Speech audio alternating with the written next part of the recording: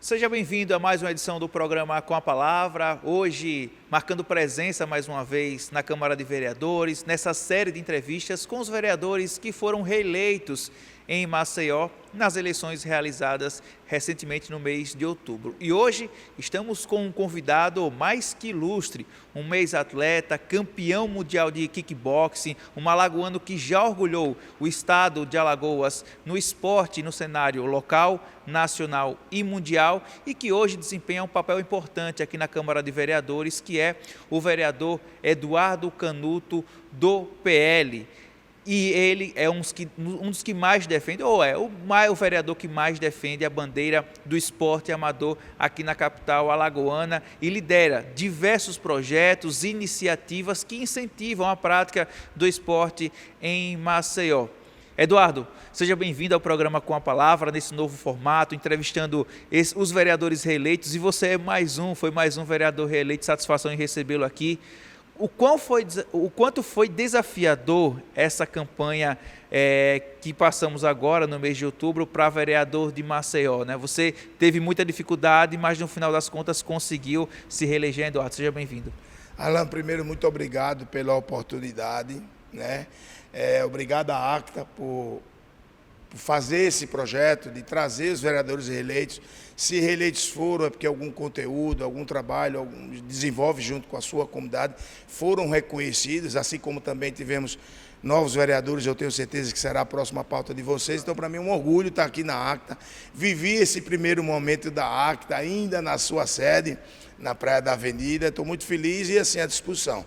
De fato, foi uma eleição diferente, atípica, porque a gente teve momentos eleitorais diversos, né? Em 2016, com muito eleitorado no aspecto de eleitores e muitos candidatos. Em 2022, na pandemia, a gente com menos eleitores, uma abstenção muito alta e poucos vereadores, né? Candidatos. Essa foi mais difícil no aspecto de proporcionalidade. Nós tínhamos 420 mil eleitores, mais de 250 candidatos, e um número de candidatos importantes no aspecto de conceitos, de pessoas com alguma representatividade com a sociedade, que representava algum tipo de segmento, que percebeu que na atividade parlamentar, mesmo que sendo do município, ele pode contribuir muito com os segmentos que eles representam, com as pessoas ou com as ideias, ideológicas ou não, que eles representam. Então foi uma luta muito mais difícil, tivemos que nos adequar a esse novo momento. A gente tem projetos na área de esporte, que de fato é minha bandeira. Quando a gente fala de esporte, a gente fala hoje de esporte amador, no aspecto que, como eu estava assim, anteriormente lhe explicando, o quão complexo é o esporte. Você pega o esporte com crianças, você tem um trabalho muito fortemente com o trabalho de inclusão, você tem um desporto de participação, você tem um desporto educacional, que é esse que é a base de tudo, porque é na escola que nasce, não só de forma, um bom aluno, de forma cognitiva, mas que está ali frutos desses nossos jogos, que são os jogos estudantis, os jogos universitários, e ali a gente conseguiu construir nesses últimos 10 anos, a nível nacional, a oportunidade dessas crianças continuarem estudando, mas continuarem praticando esporte. Então, assim, a gente tem certeza absoluta que é um instrumento muito importante, né? Até falando o que nós estávamos falando, assim, a força que o esporte tem quando você percebe que todo o orçamento, né, do país, dos nossos estados, dos municípios, eles são muito mais focados na questão, até diretriz federal, né? Educação, saúde e segurança. E o esporte consegue atuar muito fortemente nos três. Se você pega uma criança que estuda e ele faz esporte, essa criança não tem tempo para o crime. Naturalmente, ela é menos vulnerável ao crime, né, assim, prostituir até se for o caso, de você ter, quando você já sabe que nas áreas mais vulneráveis você tem uma dificuldade muito grande, porque os pais trabalham, os pais são obrigados a correr atrás do ganha-pão dos seus filhos, e muitas vezes os filhos ficam sem pessoas mais velhas, responsáveis, e a prática do desporto não lhe permite que você, depois da escola, até com alimentação e a prática do desporto, você já chega cansado, se não estudar vai dormir. Você atua fortemente na questão educacional quando a atividade física lhe propicia um aspecto cognitivo muito mais importante, maior concentração, de disciplina, de hierarquia, que o esporte lhe promove. E na saúde, uma criança com atividade física, ela é uma criança muito mais saudável. Então, se nós fôssemos analisar o que nós investimos em educação, em saúde e em segurança, se nós pudéssemos proporcionalmente investir um pouco em esporte, com certeza teríamos crianças mais capazes no aspecto cognitivo, crianças mais saudáveis e crianças com melhor possibilidade de serem pessoas do bem para a sociedade, através das profissões que propiciam que ele tenha atendimento para essa comunidade. Então, assim, a gente atua muito nessa bandeira. Aí você, por exemplo, Canuto, você está há 20 anos no plenário discutindo o esporte. Na verdade, eu tenho, de fato, a bandeira do esporte, porque tudo que eu sou, tudo que eu tenho, eu devo ao esporte. No entanto, quando você desce dos ringues, você percebe o quão vulnerável ficam as pessoas com deficiência, os nossos idosos. Eu me lembro em 2002... A inclusão é um desafio muito grande ainda para o esporte, né? Grande, muito grande. E complexa. Porque, veja, vamos tratar do desporto com deficiência. Quantos gabaritos de pessoas com deficiência podem praticar esporte? Que tipo de competição entre eles, se uma pessoa não tem o braço, o outro não tem uma perna? Adaptar. A adaptação dessa deficiência para a prática do alto rendimento. E o Brasil é um dos 5 melhores no mundo. Então você tem, com deficiência, você tem a auditiva, você tem a visual, você tem a mental, você tem a do espectro, né? Que a gente não pode tratar disso como deficiência, mas tem o espectro autista, você tem crianças com Down, você tem pessoas que são paraplégicas, entendeu? Então, assim, e a gente trabalha com isso. Nós temos, assim, parceria com 11 instituições que trabalham com isso. Então, para a gente assim, maravilhoso.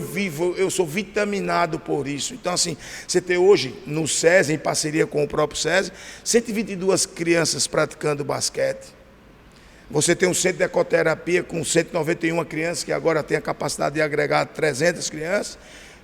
E o instrumento de recuperação é o cavalo, é a forma como a terapeuta ocupacional fala, como o professor da educação física, que é indiscutivelmente uma das profissões mais complexas. Você, professor e profissional da educação física, você tem todo esse instrumento à sua disposição, mas todas elas com muita capacidade. Não dá para ser professor da educação física de uma pessoa com deficiência se você não tiver capacidade para isso. Você pode até piorar o quadro dela. Então, a gente defende essa bandeira. Os nossos idosos.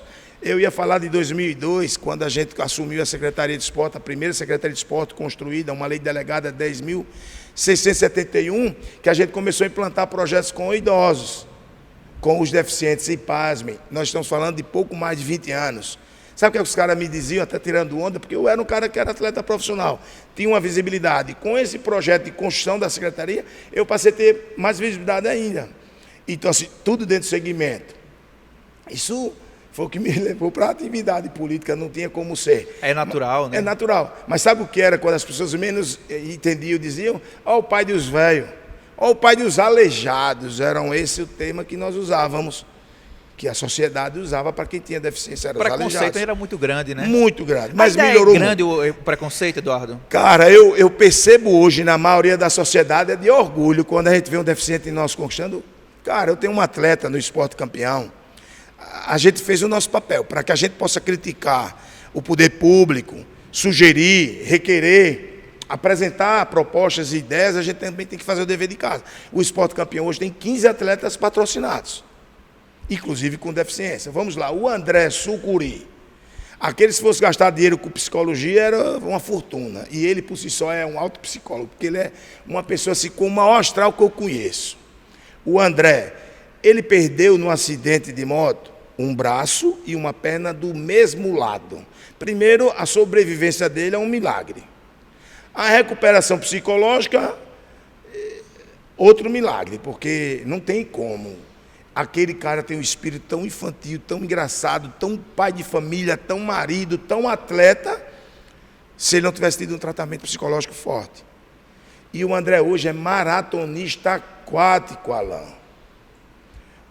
É uma história de superação incrível, né, Eduardo? E o mais importante, vamos para a lei da física, ele perdeu o braço e a perna do mesmo lado, como ele equilibra no mar. É uma superação impressionante. Entendeu? Né? Então, assim, os caras brincam com ele desafia qualquer um para nadar com ele 3.000 metros, eu estou falando de 3 quilômetros. E ele é um cara com conquistas insuperáveis aqui em Maceió, em Alagoas, é um cara fantástico. Então, assim, isso energiza, isso vibra, né? Então, a gente tem um trabalho muito legal com as artes marciais, a gente tem um trabalho muito forte com a cultura, que os vereadores não fiquem chateados, mas o boi campeão é o nosso, que é o safari, o campeão coco de roda é nosso, que é o babaçu, a quadrilha junina campeã é a nossa, Santa Fé, a gente também tem um trabalho muito legal com a cultura, entendeu? Enfim, vou deixar você fazer as perguntas aí para que eu possa avançar em outros assuntos como saúde e tudo. A gente fala de política um pouquinho, Eduardo, a gente teve umas eleições bastante disputadas, né? E eu já conversei com outros vereadores, o próprio vereador mais votado, a gente também teve uma ideia aqui no PL, outros vereadores também conversaram com a gente. E a gente percebe que o desafio para muitos vereadores que têm projetos ligados às instituições, projetos sociais, ainda foi a prática da compra de voto aqui em Maceió. Por onde você passou, você sentiu também que isso ainda é muito forte e você imagina que isso pode diminuir na capacidade de que as pessoas possam se conscientizar, entender que o voto é a capacidade que elas têm, o poder que elas têm para mudar a própria realidade social? Na verdade, assim, a gente, com toda a franqueza, a gente percebe pelos números de votos que nós tivemos, né? E isso... Porque a sua eleição não foi fácil, né? Não foi. 99,81%, aliás, a matemática é a única ciência exata, 99,81% das urnas abertas, depois de ter uma travada de 20 minutos, eu não estava eleito, com 5.000 e poucos votos. Eu só fui eleito quando os 100% das urnas foram apuradas. E a adrenalina naquele momento? Lhe confesso que não, Alan, sabe por quê? Muito mais preocupado eu ficava, e me permita... Sim, claro. Eu fui para a Igreja Batista Canhonia, eu tenho um carinho, uma admiração enorme ao pastor Pedro, ao pastor Técio, enfim. Mas ao pastor Pedro, eu dobrei o joelho lá e pedi a Deus para que ele fizesse o que achasse melhor. Porque eu me reinvento, eu sou dinâmico, eu trabalho, eu tenho meus filhos, eu tenho 8 netos, o 8º na barriga, eu tenho 5 filhos. Sandra é uma pessoa maravilhosa, lutadora, médica, 37 anos, pediatra. A gente se reinventava. O que eu pedi a Deus de verdade foi como seriam essas pessoas. Nós temos mais de 2.000 crianças usando kimono, judô e jiu-jitsu. Como eu falei, nós temos 11 instituições com deficiência, além de projetos com deficiência. Nós temos idosos, projeto de movimentação em vários núcleos. Eu me preocupava, pode parecer hipocrisia, eu não estou pouco me lixando não, porque é a essa sociedade que eu devo satisfação. Mas a preocupação da minha derrota não era comigo mesmo. Era assim com os projetos. Quem abraçaria? A dinâmica da política foi diferente. A gente percebe o eleitorado mais agressivo, um eleitorado com menos preocupação em projetos. Eu fui nos vários projetos nossos e na residência dos pais de alguns tinham candidatos outros.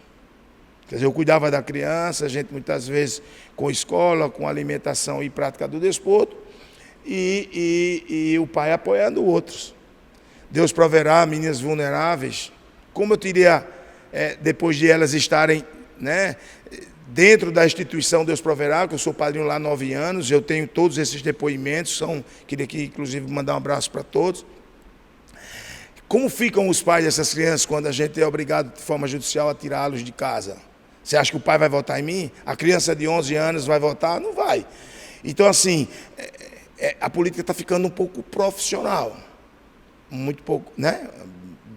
Profissional no aspecto da relação. E isso é necessário que a gente mostre que, por exemplo, em nenhum dos lugares que eu fui, que não os que eu já desenvolvo, ninguém me perguntou sobre nenhum projeto. Nenhum projeto. Quais são os seus projetos? E isso, outra coisa, Alain, você não fez essa pergunta, mas é importante lhe dizer. Muitas vezes tem o clima do já ganhou, muitos amigos meus, porque Maceió é pequeno no aspecto proporcional, isso. Quando dentro de uma família tem 2 candidatos, primos, irmãos, não é? E como Maceió é pequeno, você tem diversos amigos que são são candidatos. O que torna a eleição para vereador ainda mais difícil. Muito mais difícil. Então, eu já votei 3 vezes no Eduardo Canuto, vou votar agora em fulano, ele já ganhou. Isso eu percebi, e não era verdade, tivemos que desconstruir isso, e ficou claro, eu ganhei por pouco mais de 200 votos do que ficou na minha sucessão. Então, assim, a gente percebe que eu entrei aqui com 42 anos, quando parei de lutar com 38, né? Virei secretário até 42 anos de idade e virei vereador. Então eu estou aqui há 20 anos. A criança que nasceu naquele dia, hoje já tem 20 anos. Meu público juvenil diminuiu bastante para 1,8%. Foi necessário a gente, de forma estratégica, ir buscar novos projetos, como o queimado na Xanda Jaqueira, voleibol para criança, outras atividades. E esse público entre 14 e 16 anos, que 14 anos também não vota. Mas a gente não tinha o público jovem, ou seja, nós entramos aqui com a bandeira do esporte, continuamos com a bandeira do esporte, mas é natural que 20 anos ele provoca desgaste com a sociedade, com as instituições. Nem sempre a gente consegue liberar aquilo que eles pensam. Os volumes de recursos são limitados, mas são extremamente importantes para o esporte, para a cultura e coisa que a gente tem feito através das nossas emendas. Esse ano de 2024 foram 33 emendas direcionadas para instituições de saúde, esporte e cultura. Bom, estamos conversando com o vereador reeleito por Maceió, Eduardo Canuto, do PL. A gente vai para um rápido intervalo e voltamos na sequência no segundo bloco do programa Com a Palavra.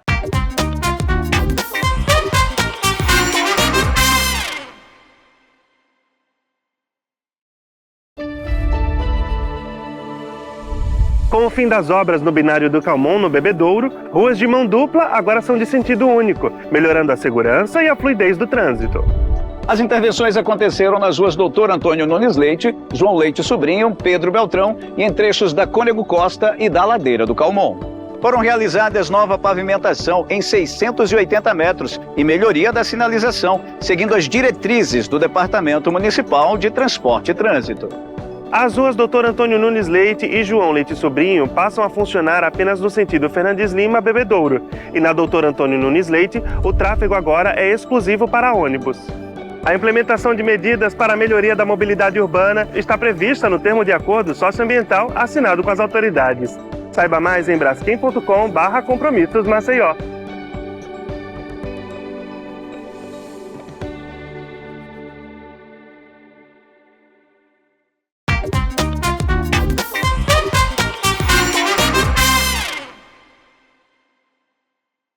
Voltamos no segundo bloco da entrevista aqui na Câmara de Vereadores com o vereador reeleito por Maceió, Eduardo Canuto, que defende a bandeira do esporte amador, da inclusão. Vereador, a gente falava nesse primeiro momento, né, dessa questão política, de como é que foi a dinâmica das eleições.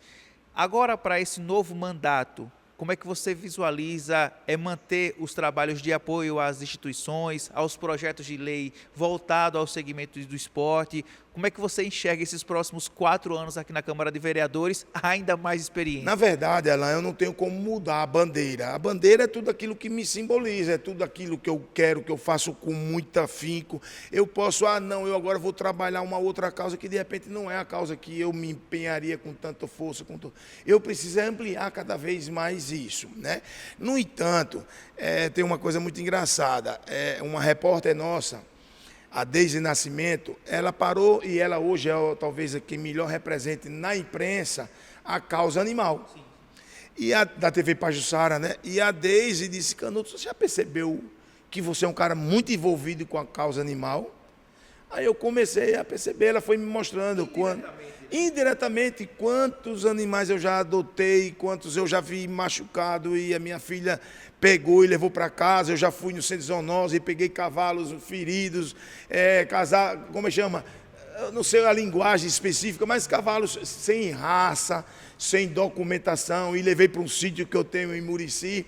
Então a gente foi vendo essa causa, aí eu percebi que a gente tem poucas pessoas, embora muitas instituições, que defendem essa causa. Então eu agora estou entrando com um projeto e estudei para isso, e tive também nesse aspecto o apoio do deputado Leonan, que defende essa causa de forma muito clara, e ele me propiciou projetos, a gente discutiu a respeito disso, sobre causa animal. Então a gente está entrando com um projeto muito legal sobre tração animal, como conduzir isso, né, nessa questão do animal deixar de ser e virar e ser a tração animal, né, do cemitério, para que a gente possa ter lugares, para que a gente possa, de fato, ter uma política voltada para esse tipo de atuação e ampliar cada vez mais o nosso trabalho. A gente tem um trabalho, eu não falei, se você me permite, que é de saúde muito grande. A gente tem assim um projeto que foi, para mim, uma experiência incrível, que é uma ONG Pequenos Corações, de São Paulo,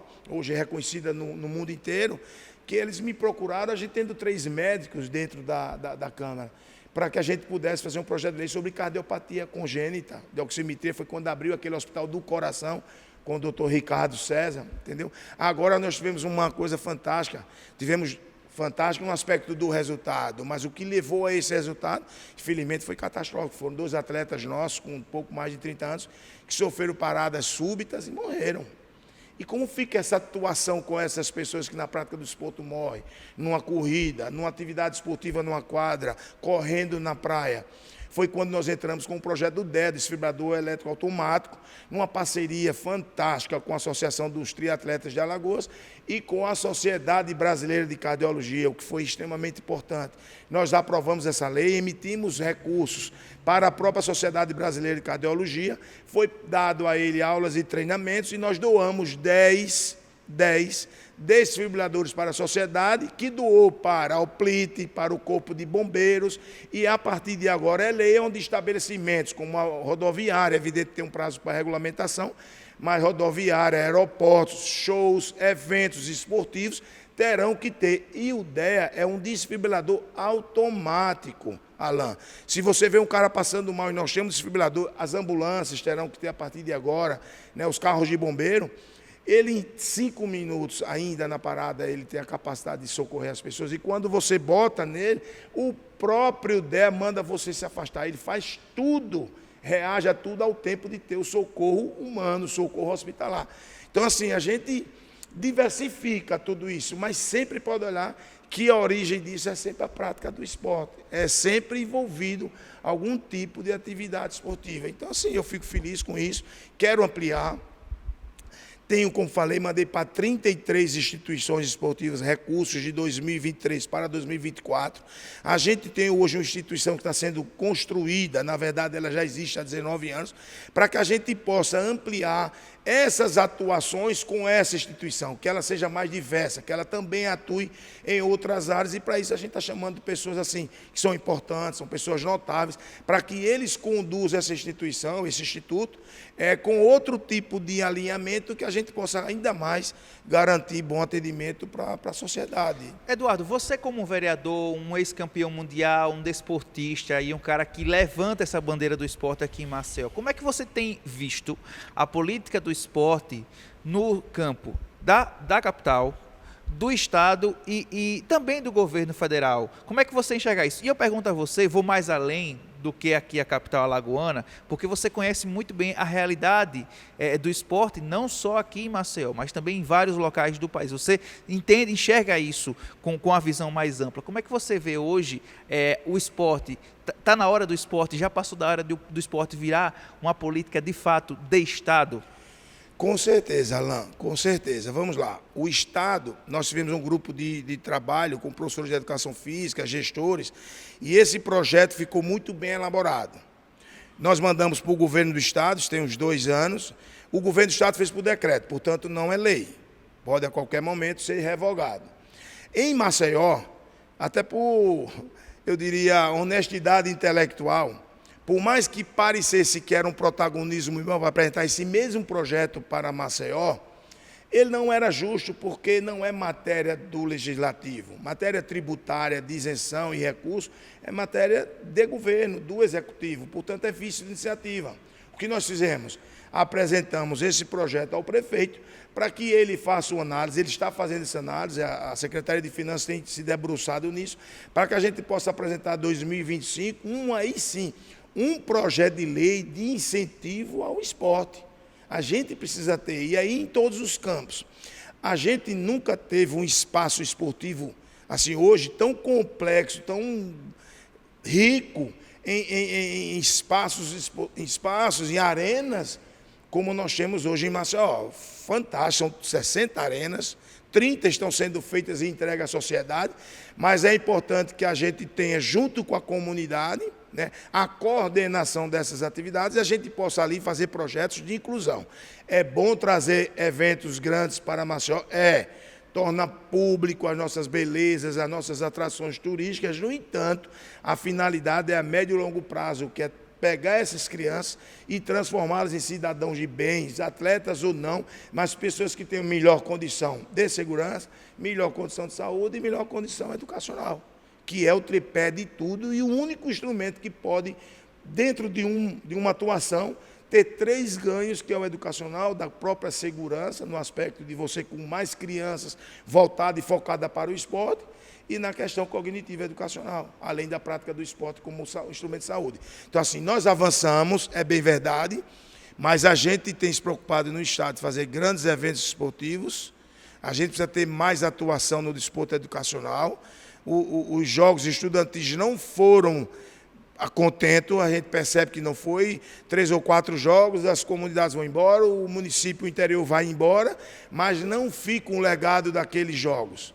Aqueles jogos, ele é alto rendimento, se você analisar, para crianças de 12, 14 anos. A gente precisa fazer atividades lúdicas, a gente precisa fazer trabalhos mais recreativos, mais de aprendizado, inclusive do desporto educacional. Você interagir mais com a própria escola pública, com a própria escola privada, você percebe um distanciamento de investimento muito grande entre as escolas privadas e as escolas públicas. E aí, dificilmente, escolas públicas têm conquistado os Jogos Estudantis de Alagoas. As escolas privadas têm muito mais capacidade. É evidente que essas crianças, no futebol, no atletismo, as crianças de escolas públicas até se notabilizam, porque são acostumadas a correr na rua, brincar. São os esportes mais populares. Muito mais populares, entendeu? Então, assim, eu acho que estamos num bom momento de a gente vestir. O Brasil passa por uma polarização terrível, ideológica. Sou de direita, conservador, amo Deus, minha família, pátria. Eu tive a oportunidade e o orgulho de levantar em diversos países. Me sentia o Brasil em vários eventos, onde eu era o único representante do país, o ginásio lotado. Então, aquilo ali, eu senti o peso de ser brasileiro, o peso de você representar 200 milhões de pessoas. Quando tocava o hino nacional, me emocionava, até me desconcentrava. Mas a gente sabe que o Brasil não pode estar enfrentando esse problema. A gente tem que ver um Brasil melhor, um Brasil mais harmônico. A gente sabe tudo o que está acontecendo. A gente precisa parar e refletir. Discordo veementemente de muita coisa da esquerda, de muita coisa. Tem outras que as pessoas talvez não entendam e eu concordo. Ora, Alan, se nós somos irmãos, nós temos 2 irmãos, 4 irmãos, e nós temos um irmão com dificuldade de uma moradia, nós 3 somos obrigados a construir uma casa para o nosso irmão. Isso é a minha casa, a minha vida. Nós temos um irmão desempregado. Alan, eu, você e João teremos que apoiar o Cícero. Vamos dar um apoio aí 6 meses até ele se recompor. Isso é o Bolsa Família. O que isso não pode se tornar é política de Estado. E aí está aí a miséria, a fome, a inflação, tudo, né? Mas, assim, eu acho que o Brasil é maior que isso, as pessoas são maiores que isso. O Brasil tem ganhado o mais importante, maturidade, porque nós éramos manipulados por muito tempo. E hoje a gente tem as redes sociais, a gente tem os canais hoje como a Acta, que tem independência, que atuam e mostram o que cada um deve falar. Eu vi aqui a entrevista do Luciano Marinho, eu vi a entrevista do Leonardo e vejo o quanto a Acta tem se preocupado em fortalecer cada vez mais essa democracia Sobre nossa. a questão da lei de incentivo ao esporte, a gente tem hoje muitas pessoas, a sociedade, ficando cada vez mais doente em termos de saúde mental. As pessoas com problemas de depressão, por conta da dependência da tecnologia, do próprio celular, a gente que trabalha, que vive na correria, tem essa dificuldade também, a dependência do uso do telefone.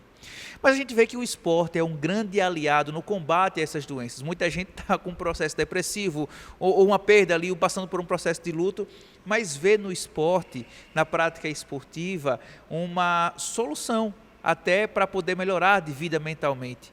Você percebe que hoje é possível o poder executivo, junto às empresas, de repente incentivar a prática do esporte nos funcionários, a gente sai um pouco da questão da educação e vem para a prática, para a nossa realidade.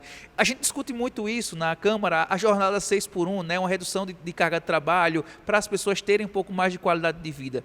Maceió pode ser considerada daqui a um tempo, a cidade já é a cidade do turismo, a capital do turismo, mas pode se tornar no futuro a capital da qualidade de vida, Eduardo Canuto, e ter no esporte um aliado para isso? Alan, você resumiu em quase 3 palavras tudo que eu tento expressar a meia hora.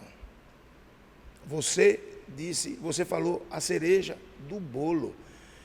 O esporte tem essa força que você disse.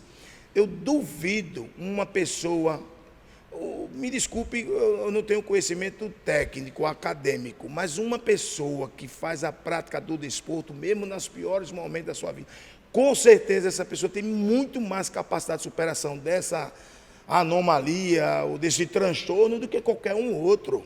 Então, se o Estado, se o município investe na prática do desporto das pessoas, o público que eu trabalho, eu não tenho nenhuma capacidade de fazer trabalho para as pessoas que têm algum tipo de outro transtorno psicológico, psiquiátrico, não tenho, é impossível. O que a gente pode é agora fortalecer com essa lei de incentivo que as empresas investam em seus funcionários. Eu participei da abertura dos Jogos da Construção Civil, ou seja, a Construção Civil entendeu e já tem 5 ou 6 campeonatos anuais, né? Então já vem aí no seu 6º ano, desenvolvendo as construtoras, entre elas competindo. O SESI já faz isso há 21 anos e você quase não vê repercussão nenhuma. Tinha o campeonato do SESI na época da TV Gazeta, hoje está com a TV Pastoara com o Esporte Campeão, mas são pouquíssimos se nós formos levar em consideração o volume populacional nosso. O poder público tem a obrigação, e é extremamente prazeroso, econômico, investir na prática da atividade física, não vamos nem dizer do esporte, mas da prática da atividade física. Eu me lembro que foi talvez a lei mais importante da minha vida, que foi quando fechou tudo, menos hospital, farmácia e posto de gasolina. Na época da pandemia, né? 2 senhoras nossas dos projetos de idosos faleceram por depressão, em pouquíssimo tempo, por falta da atividade física. Fomos lá no artigo 82, a atividade física é saúde. Juntamos o Conselho Regional da Educação Física, que foi brilhante com o professor Eduardo, Amando Geraldo, para mim, o mais notável professor da Educação Física, pós-doc da Educação Física.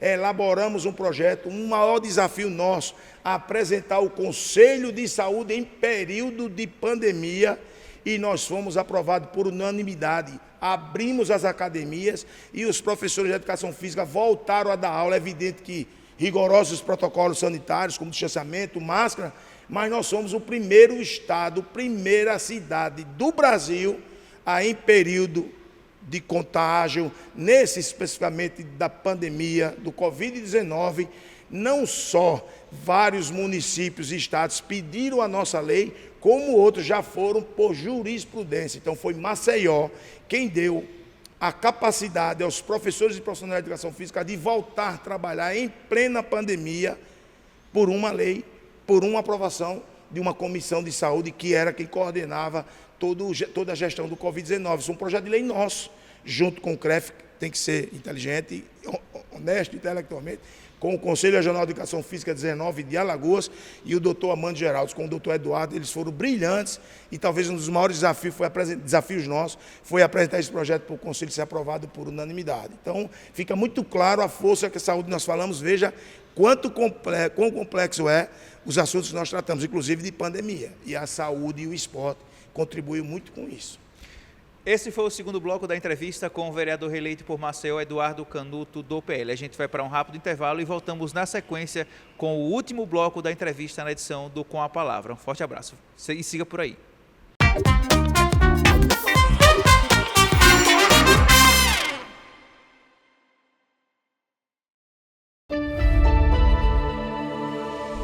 Com o fim das obras no binário do Calmon, no Bebedouro, ruas de mão dupla agora são de sentido único, melhorando a segurança e a fluidez do trânsito.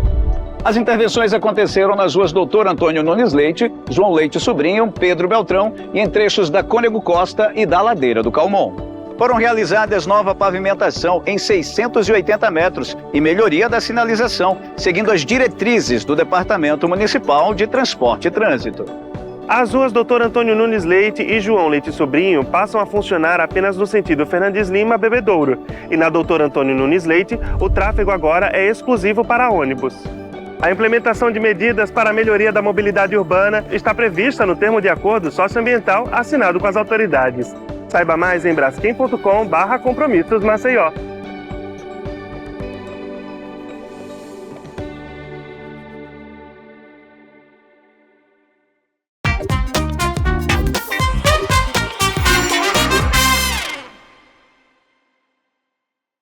Bom, estamos de volta aqui na Câmara de Vereadores para o terceiro e último bloco da entrevista com o vereador reeleito por Maceió, Eduardo Canuto, do PL. Vereador, nos 2 primeiros anos, né, da atuação do prefeito JHC, no primeiro mandato dele, ele vai agora para o segundo mandato, você não foi tão aliado dele assim, era natural, você fazia parte de um outro partido, existe aquele período de transição, mas agora você faz parte, de fato, da base aliada do mesmo partido. Como é que você tem visto essa administração, esses primeiros anos da administração do prefeito JHC? Bom, primeiro para justificar, né? Na verdade eu era líder do governo Rui Palmeira durante os 8 anos, 6, porque o Sami assumiu já que eu virei secretário de governo. O meu eleitorado é um público mais exigente e não seria prudente, não faria isso, de o prefeito ser eleito e ser de um outro grupo eu já estar na base do governo dele. Mas também não criei nenhuma dificuldade para ele. Quando eu entendia o projeto e eu concordava, eu votava sim. Quando eu não entendia, eu votava não. E quando eu tinha dúvida, eu pedia vista. Então, nunca dei nenhum problema, nenhum trabalho. Às vezes, sugeria alguns projetos para o próprio corpo legislativo, os vereadores que independentemente do partido, nós somos parceiros, amigos dentro do plenário, mas lhe confesso, até disse uma vez que não acreditava que o prefeito JHC pagasse salário nos primeiros 6 meses, porque eu conhecia a máquina pública de Maceió. E ele carrega isso até hoje, ele comenta até hoje. Tinha vereador que disse que eu não pagava folha. E reconheçamos, com muita sinceridade, não tenho característica bajulatória, muito pelo contrário, vou fazer 63 anos, cheguei até aqui sem bajular ninguém.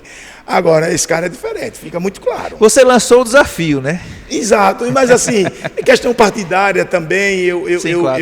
eu era de um partido do PV e tenho ainda hoje um grande carinho pelo partido, de discutir coisas que eram importantes para mim, né?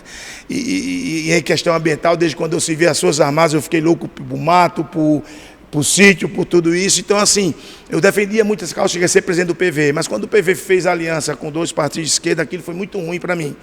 E para mim foi assim, não era ideologicamente o que eu queria, o que eu pensava. E esperei, como um cara de direita, fiquei aguardando a possibilidade de ir para o PL, só que o PL nunca tinha chegado próximo da Câmara. E aí foi quando o prefeito JHC foi para o PL, ali já me deu assim um start, eu fui vendo que ele cresceu politicamente, que ele desenvolve projetos que até então a princípio era muito criticado, como a cadeira, como esses espaços assim que são instagramáveis, e você percebe que hoje isso é um sucesso, além da mobilidade que a gente tem trabalhando, ampliando. Eu nunca imaginei que a Fernanda Lima um dia fosse ser duplicada, que a Menino Marcelo fosse duplicada, que nós tivéssemos agora 2 acessos tão grandes ali do Santa Lúcia para a Menino Marcelo, do Tabuleiro para a Menino Marcelo. 2 grandes obras, é evidente que isso foi um termo de cooperação técnica junto com a Braskem, 1,7 bilhão. Mas a gente sabe que, de fato, se você analisar, é uma outra cidade. Você passa em alguns lugares, está buracado, no outro dia está asfaltado e pintado. Eu acho que esses caras fazem isso de madrugada. O Lívio tem sido um excelente secretário. O secretário de Finanças é um cara muito competente. Você tira o quadro do secretário Júnior Leão, que teve essa capacidade de articular. Então, assim, eu reconheço indiscutivelmente que o Júnior Leão, para mim, o JHC foi surpreendente. E quando convidado para ir para o PL, pelo Marcelo Palmeira, pelo Chico Filho, pelos demais vereadores, ali eu me senti que tinha a obrigatoriedade de fazer parte da base, porque ali, ideologicamente, eu estava no partido que eu queria e percebi que a linha de trabalho que ele desenvolvia me contemplava. Inclusive, contemplou mesmo, com denominações de rua, com requerimentos nossos aprovados, foram executados. A gente percebe que a cidade tem crescido, às vezes não, só é na Ponta Verde, hoje você percebe em vários espaços. Nós temos no Tabuleiro, nós temos no centro, nós temos no Vergel diversas obras, e o que mais me entusiasmou foi exatamente essa ampliação da atividade esportiva com a construção das areninhas, inclusive sendo contemplado espaço que nós desenvolvíamos já atividade esportiva lá. Então, assim, eu estou muito tranquilo em relação a isso. Foi uma luta difícil, fizemos 11 vereadores, eu fiquei entre os 10 primeiros, mas o importante é estar dentro, o importante é contribuir cada vez mais com a sociedade e conseguir que a gente amplie nesse novo mandato, que Deus me dê uma luz aí de nós entendermos que a gente pode avançar, essa mudança, e a gente percebe mudança política, a dinâmica, a própria redes sociais, você está atento a isso, sem se incorporar demais a ela, né? Eu sou, como diz na linguagem, cringe, né? Mas eu fico atento a tudo e montar uma boa assessoria, ampliar essa nossa assessoria, com um pouco mais de capacidade para outras atuações, que a gente possa fazer com tudo aquilo que a gente vem fazendo, a gente possa fazer com o mesmo profissionalismo, com o mesmo carinho, e é o mais importante, com a mesma dedicação, sabendo que isso de uma certa forma reflete para a sociedade. Para a gente encerrar com a palavra de hoje, 2 perguntas políticas que eu vou fazer a você e você fica à vontade para responder. Primeira, você acredita que JHC vai ser de fato candidato ao governo em 2026? Acredito que sim. Você vai estar com ele? Sim. Sim. Câmara de Vereadores, teremos as eleições agora para a mesa diretora, há essa discussão do Marcelo ser candidato, o Galba ser candidato. Como é que você enxerga hoje essa discussão? Você apoia abertamente alguém ou vai discutir isso ainda? Como é que está essa articulação, Eduardo? Bom, na verdade, eu acho que o Galba foi um excelente presidente. No entanto, não tinha visto a lei e na primeira conversa que eu tive com ele, né, ele nunca manifestou, inclusive, que seria candidato a presidente ou não, mas acho que a Câmara cresceu. Nós nunca tivemos ao longo da história uma sede própria, nós nunca tivemos atuações assim fortalecidas dentro do próprio plenário, como gabinete, como estrutura de trabalho, estrutura de próprio gabinete, estrutura de mobilidade, enfim, capacidade de gabinete, de você dizer assim, não, eu tenho condições de desenvolver projetos e trabalhar junto com a equipe pela capacidade que o gabinete nos propõe. No entanto, eu tive uma conversa com o Marcelo Palmeira, que eu me dou muito bem, e nós somos parceiros de muito tempo. Inclusive, na primeira candidatura do Marcelo, eu era o presidente do partido. Ele foi para uma reunião, gostou e me perguntou, Canuto, eu tenho a oportunidade de ser candidato aqui, eu não quero mais participar das reuniões, mas eu gostei, posso?